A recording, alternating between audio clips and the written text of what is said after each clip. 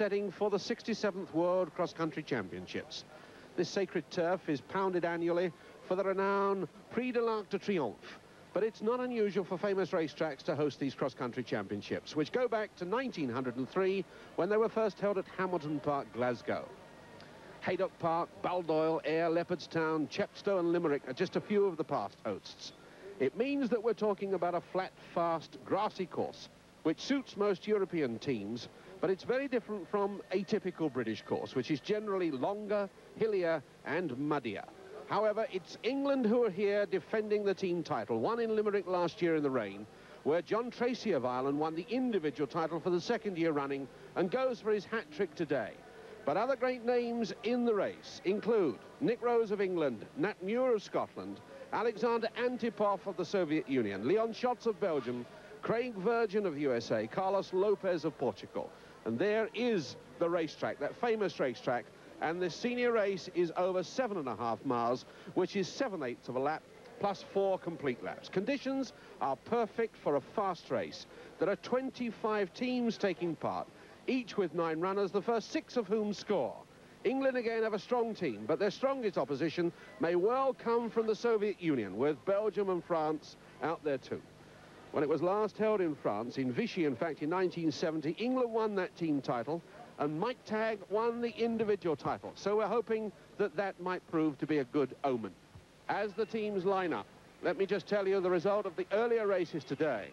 In the junior competition, the team race was won by the Soviet Union, with USA in second, Spain in third, England finishing 5th, Ireland 12th, Scotland 16th.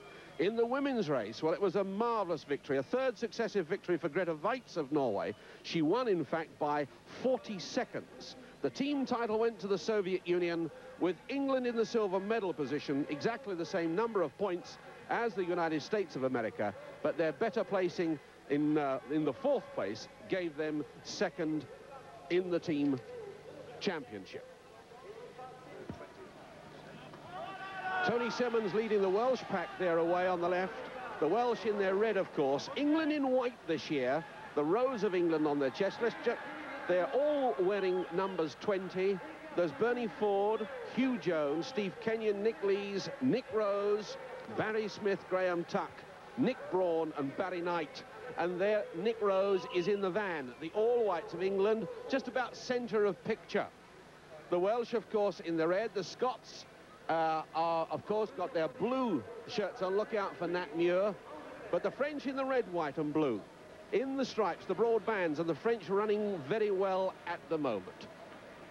Look out for the strong Soviet Union team. They're wearing the high numbers, 432s and 433s. Nick Rose, the Bristol boy, in the centre, and Locke on his right from the Netherlands. And Nick Lees is on his right for England.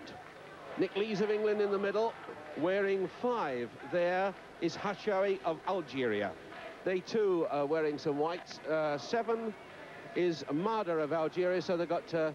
and Bernie Ford is up there leading this very strong English pack. 7, Mada of Algeria leads.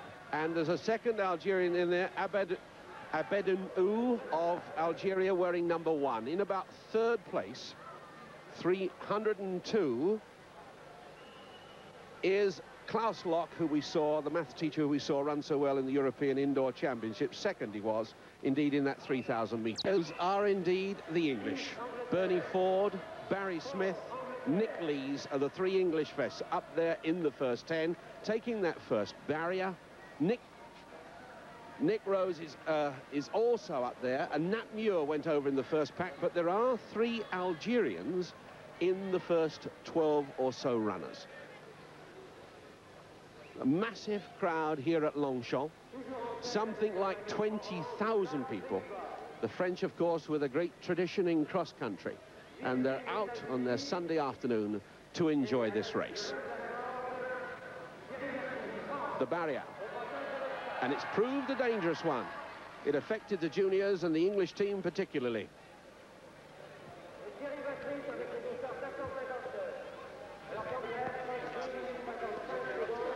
John Tracy of Ireland. All Ireland's hopes on him, on the shoulder of Nick Rose as they go into this second lap. Nick Rose leading for England, John Tracy for Ireland, with Ortiz of Italy in third place, wearing 246. Tracy, the mudlark, running so well and so confidently. Still at Providence College, Rhode Island, his American coach over here to watch him, his brother in the same team, as they go in the trees, about 700 meters down the course on this second lap. Interesting, Ron, that John Tracy said before the race that he'd be a little bit upset, or worried rather, if athletes were with him at 2 miles, and he's certainly got some extreme pressure from Nick Rose here. Nick Rose represented England last year in the international cross country in the rain and only finished 22nd. There's Barry Smith going through, and Nick Lees going through, being chased by Antipov of the Soviet Union. So England still packing well. Nick Rose still 35 meters ahead of Schatz of Belgium and running absolutely magnificently.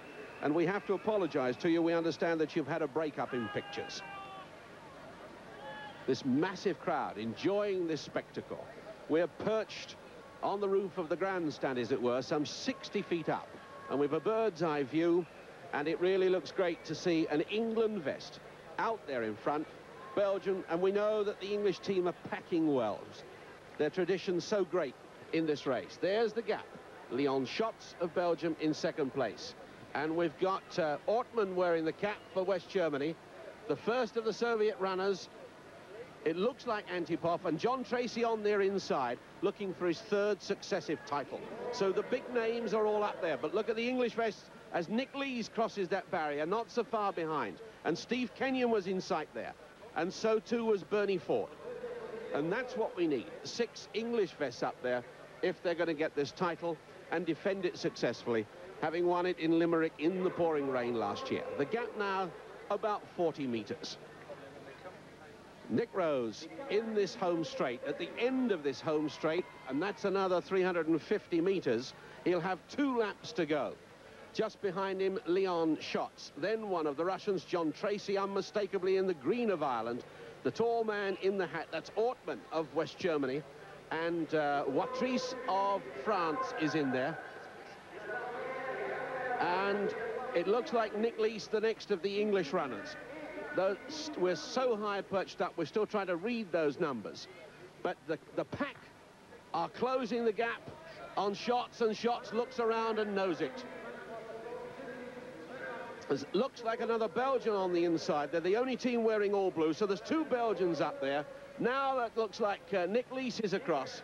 And we've got another Englishman, so 3 in the first dozen runners. And there's the gap. We go away from Schatz. And Nick Rose, 45, 55, 60 meters. He's going away from them at the moment. Nick Rose having a quite magnificent run. Craig Virgin of the United States now making his challenge in second place, going away from Antipov. Said he felt good, guaranteed he'd finish in the first 3. Craig Virgin, this very strong American, the holder of the US record at 10,000 meters. A class runner breaking away from the rest of the field, and with 1.5 laps to go, going after Nick Rose. The first real threat, the first real challenge. No effect. Schatz is staying there, Antipov not coming. And it's Virgin that goes after Nick Rose. So Nick Rose is about 1,000 meters ahead of the tail-enders who are moving underneath us now. And the England score, which he's at the helm of at the moment, 91. And that really is an incredible score in this class of running. And maybe the gap is creeping out again. It's about 25 meters as they go underneath us and go into the last lap. The very light is fired into the air. Nick Rose away from Craig Virgin. And then Schatz has been overtaken by the West German. Then Antipov. John Robson goes round. Steve Jones underneath. Bernie Ford is the next white vest. And then Barry Smith, I can see. So we've got 3 English vests up there in the first 15 or so.